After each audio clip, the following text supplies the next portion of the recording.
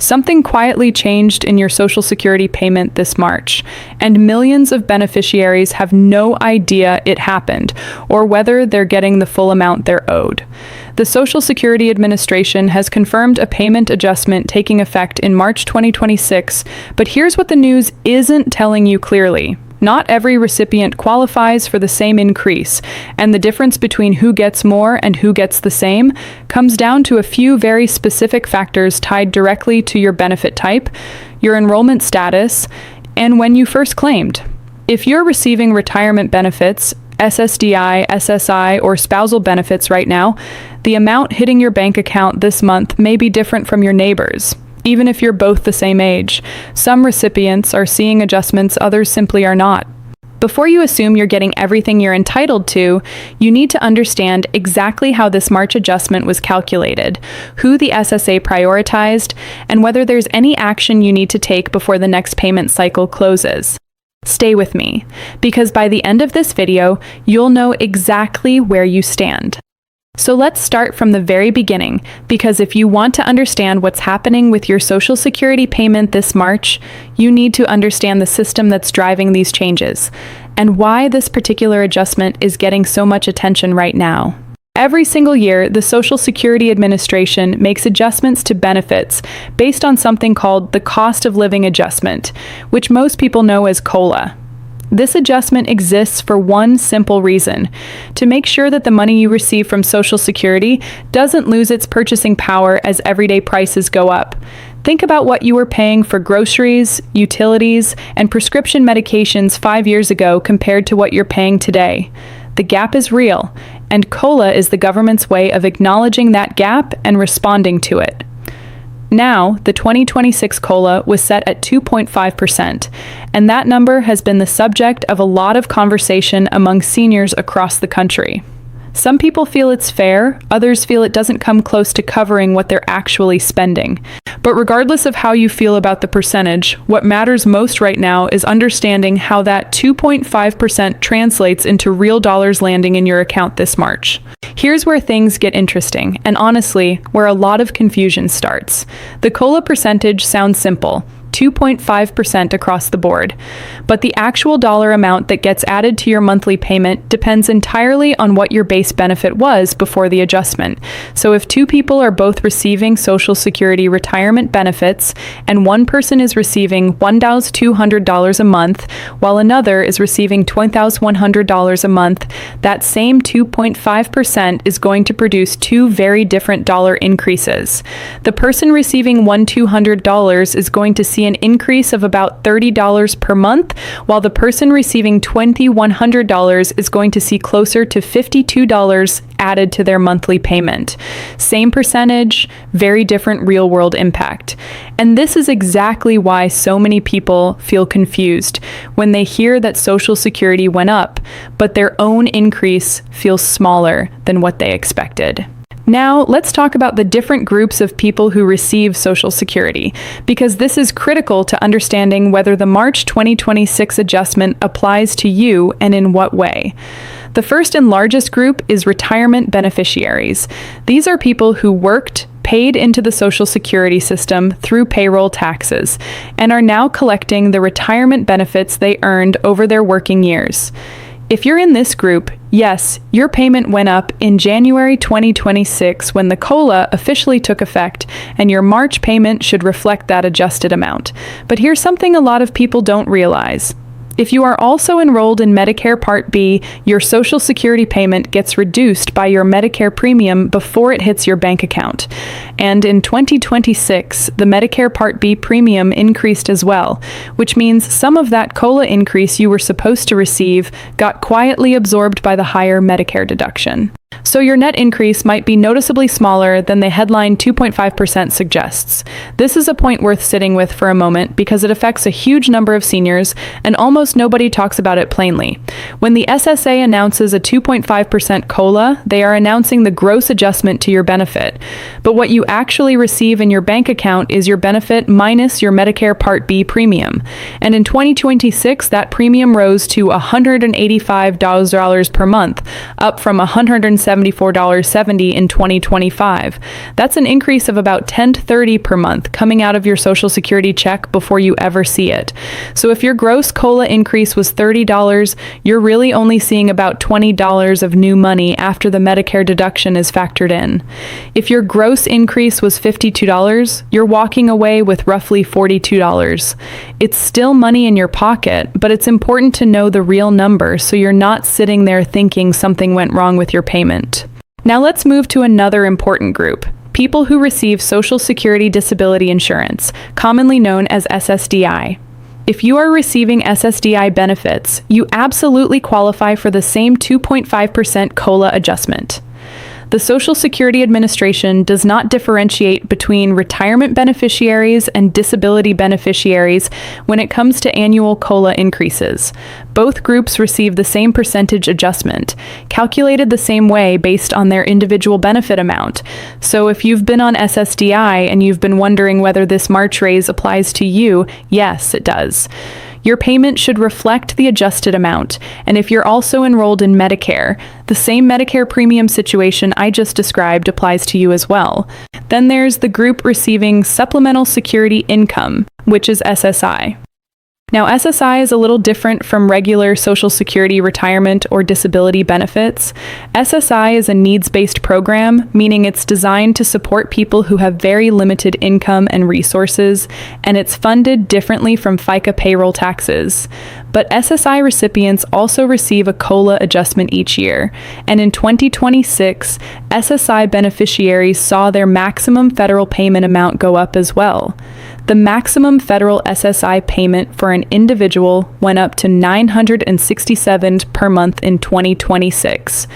And for couples, it increased to $1,350 per month.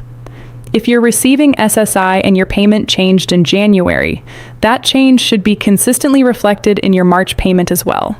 Spousal and survivor benefits are another category that deserves real attention here because there are millions of people, many of them women who either didn't work or worked part-time while raising families, who receive Social Security based on their spouse's earnings record rather than their own.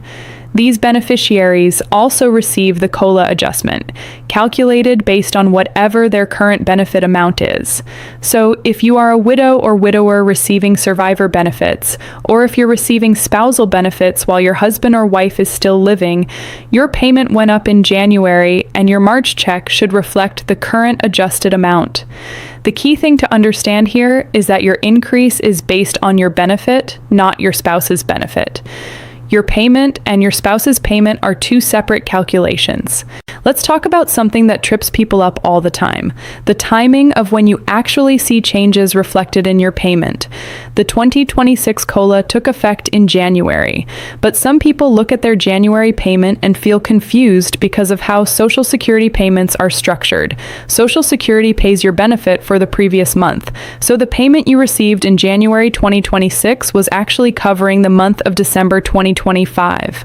The first payment that fully reflected the 2026 COLA was the payment you received in February, which covered January 2026. By March, you should be fully settled into your new adjusted benefit amount with no surprises. If your March 2026 payment does not reflect an increase compared to what you were receiving in mid to late 2025, that is a signal that something may need to be looked into. Now here's something genuinely important that not enough people are talking about. Some Social Security recipients in 2026 are experiencing payment adjustments that go beyond just the standard COLA. There is an ongoing conversation in Washington about the Social Security Fairness Act, which was signed into law and eliminates two provisions that had been reducing Social Security benefits for certain public sector workers for decades. Those two provisions were called the Windfall Elimination Provision and the Government Pension Offset. These rules had been cutting benefits for teachers, firefighters, police officers, and other government employees who also received a pension from work that wasn't covered by Social Security. With those provisions now eliminated, hundreds of thousands of people who spent careers in public service are receiving retroactive payments and permanently higher monthly benefits. If you spent time working in a government job and you were affected by these old rules, your situation in March 2026 may look very different from a standard retirement beneficiary, and significantly better. The Social Security Administration has been processing these cases and issuing both lump sum back payments and updated monthly benefit amounts. If you believe you fall into this category, meaning you worked in a public sector job, received a government pension, and felt like your Social Security benefit was being reduced unfairly, this is the time to contact the SSA directly or log into your My Social Security account online to check whether your benefit has been recalculated. The SSA has been working through a significant backlog of these cases, and not everyone has received their updated amount yet. Patience is required, but so is staying informed and proactive about following up.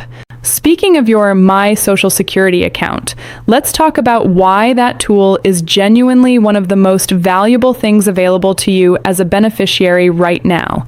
If you haven't set up your account at ssa.gov, this is worth doing.